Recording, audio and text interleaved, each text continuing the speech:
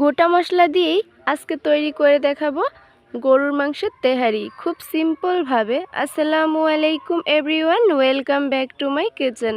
কেমন আছেন সবাই? আশা করি অনেক ভালো আছেন। আজকে আমি গোটা মশলা দিয়ে খুব সিম্পলভাবে তৈরি করে দেখাবো ঝটপট কিভাবে আপনারা গরুর মাংসের তেহারি রান্না করবেন। আর এটা কিন্তু একদম ভাত রান্না করার মতোই সহজ। তো সাথে থাকবে কিছু সিম্পল টিপস অ্যান্ড ট্রিক্স। আপনারা কিন্তু খুব সহজেই এই রান্নাটি করে ফেলতে পারবেন। যারা এটা ঝামেলা মনে করেন তারা কিন্তু খুব সহজে তৈরি করে ফেলতে পারবেন। তো কথা না বাড়িয়ে চলে যাচ্ছে মূল রেসিপিতে। কি কি ইনগ্রেডিয়েন্টস লাগছে দেখিয়ে দিচ্ছি। তো আমি আজকে 1 কেজি গরুর মাংস দিয়ে তেহারি রান্না করব। তো এখানে আমি গরুর মাংসটা সেদ্ধ করার সুবিধার্থে একদম ছোট করে পিসেস করে নিয়েছি, দেখতেই পাচ্ছেন। এখানে কিন্তু আমি চর্বি সহ মাংসটা নিয়েছি। এখানে 1 কেজি মাংস আছে। এখন কিছু মশলা নিয়ে নিচ্ছি। এখানে আমি গোটা মশলা ইউজ করব। এখানে আমি গোলমরিচ নিয়েছি।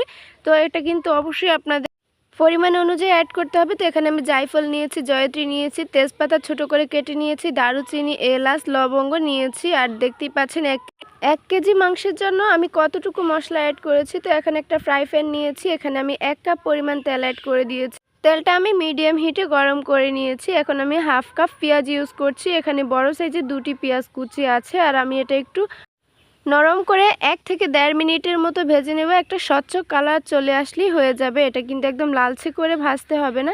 দেখতেই পাচ্ছেন একটা স্বচ্ছ কালার চলে এসেছে। এখন আমি গোটা মশলাগুলো দিয়ে দিচ্ছি।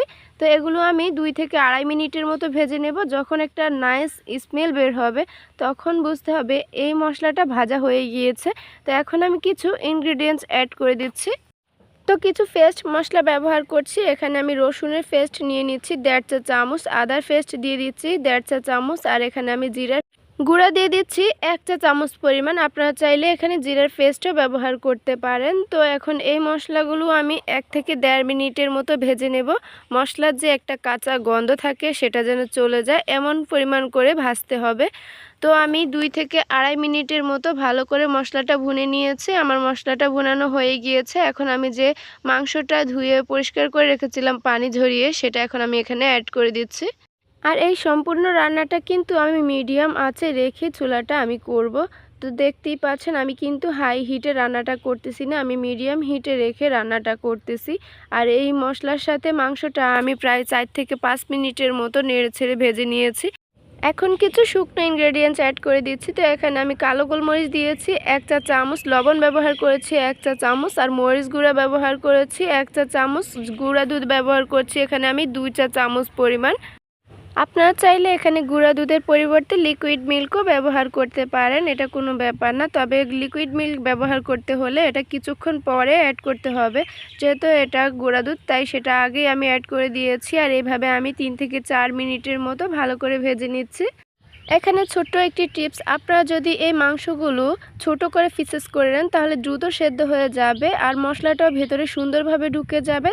এখানে কিন্তু কোনো রকম পানি ইউজ করা যাবে না, যেহেতু এটা আমি কষিয়ে রান্না করব, তাহলে মশলাটা ভালোভাবে ঢুকে যাবে আর খেতে ভীষণ মজা লাগবে। তো আমি ঢেকে দিচ্ছি 5 মিনিটের জন্য। তো ফিরে আসলাম প্রায় 5 মিনিট পর। আর দেখতেই পাচ্ছেন মাংস থেকে অনেকটা পানি উঠে এসেছে আর তেলটাও ছেড়ে দিয়েছে। এই পানির মাঝেই কিন্তু মাংসটা কষিয়ে নিতে হবে।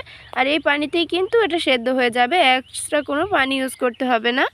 তো এইভাবে আবারও ঢেকে দিয়েছি। আমি টোটালি এভাবে 25 মিনিটের মতো রান্না করে নিয়েছি। আর এখন আমার মাংসটা সুন্দরভাবে সেদ্ধ হয়ে গিয়েছে। আমি একটু দেখিয়ে দিচ্ছি এই মাংসটা কত সুন্দরভাবে সেদ্ধ হয়ে গিয়েছে। দেখতেই পাচ্ছেন কালারটা অনেক চেঞ্জ হয়ে গিয়েছে।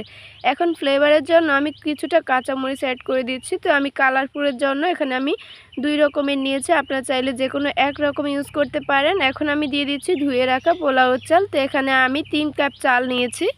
আপনারা চাইলে এখানে 1 কেজি গরুর মাংসের জন্য 1 কেজি পোলাও চাল নিতেই পারেন। তো আমি এখানে 1 কেজি থেকে কিছুটা কম নিয়েছি, পৌনে 1 কেজি আছে। তো আমি এখানে চিনি গুঁড়া চালটা ইউজ করেছি, তবে আপনারা চাইলে এখানে অন্য যে কোনো চাল ইউজ করতে পারেন। তো এইভাবে আমি 4 থেকে 5 মিনিটের মতো তেলে ভালো করে ভেজে নিয়েছি। এখানে কোনো রকম পানি ব্যবহার করা যাবে না। তো এখন আমি অ্যাড করে দিচ্ছি মেপে 6 কাপ পানি। তো আমি 3 কাপ চালের জন্য কিন্তু এখানে 6 কাপ পানি ইউজ করতেছি। যদি চালটা পুরাতন হয় তাহলে কিন্তু আরও 1 কাপ পরিমাণ পানি অ্যাড করে দিতে হবে। আর যদি এটা নতুন হয় তাহলে কিন্তু 6 কাপ পানি যথেষ্ট। টোটালি চাল থেকে পানিটা হাতের ৩ কর উপর পর্যন্ত থাকলেই বুঝতে হবে এখন পানিটা পারফেক্ট আছে। তো আমার কাছে মনে হয়েছিল আরও কিছুটা লবণ লাগবে, আমি আরও ১ চামচ লবণ অ্যাড করে দিয়েছি। তো আমি ঢেকে দিয়েছিলাম ৫ মিনিটের জন্য। তো এখন আমি ফিরে আসলাম প্রায় ৫ মিনিট পর, আর দেখতেই পাচ্ছেন সম্পূর্ণ পানিটা স্যুপ করে নিয়েছে। আর এখন আমি কিছুটা গোলাপ জল আর কেওড়া জল দিয়ে দিচ্ছি, আর এটা আমি ভালো করে আবারও মিক্স করে নিব। আবারও মিক্স করে আমি এটা ঢেকে দিব। দেখতেই পাচ্ছেন এই মশলা আর মাংসটা কিন্তু এই বলক আসার কারণে উপরে উঠে এসেছে। আমি আবারও এটা ভালো করে মিক্স করে নিচ্ছি। গোলাপ জল, কেওড়া জল এটা কিন্তু ফ্লেভারের জন্য, আপনাদের হাতের কাছে না থাকলে আপনারা কিন্তু চাইলে এটি স্কিপ করতে পারেন। আর আমি এটা ভালোভাবে মিক্স করে আবারও চেপে দমে রাখবো প্রায় 10 মিনিটের জন্য। অবস্থাতে কিন্তু চুলার আঁচটা একদম লোতে রাখতে হবে। এখন আমি ফিরে আসলাম প্রায় 10 মিনিট পর, আর উপরের চালগুলো আমি একটু নিচে দিচ্ছি আর নিচেরগুলো উপরে উঠে মিক্স করে নিয়েছি, তাহলে কিন্তু এই চালটা সমানভাবে সেদ্ধ হয়ে যাবে। আর এখন কিন্তু চুলার আঁচটা আমি বন্ধ করে দিয়েছি। আর এটা যে পানিটা ছিল একটু ভেজা ভেজা টাইপের, সেটা কিন্তু একদম স্যুপ করে নিবে। তো আমি এটা আবার উল্টে পাল্টে ঢেকে দিচ্ছি 1 থেকে 1.5 মিনিটের মতো, তারপর আমি এটা সার্ভ করে দিচ্ছি।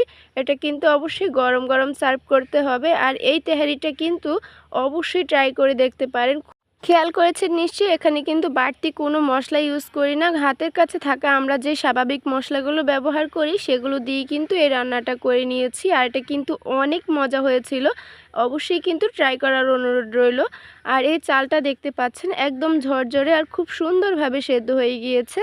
একটা কথা মনে রাখবেন, আপনার যতটুকু পরিমাণ চাল ইউজ করবেন তার দ্বিগুণ পানি ইউজ করতে হবে, তাহলে কিন্তু চালটা নরম হবে না, সুন্দরভাবে সেদ্ধ হয়ে যাবে, একদম পারফেক্ট হবে। আর এই রান্নাটি কিন্তু আমি খুব সিম্পলভাবে করে নিয়েছি, আর খেতে কিন্তু দুর্দান্ত হয়েছিল।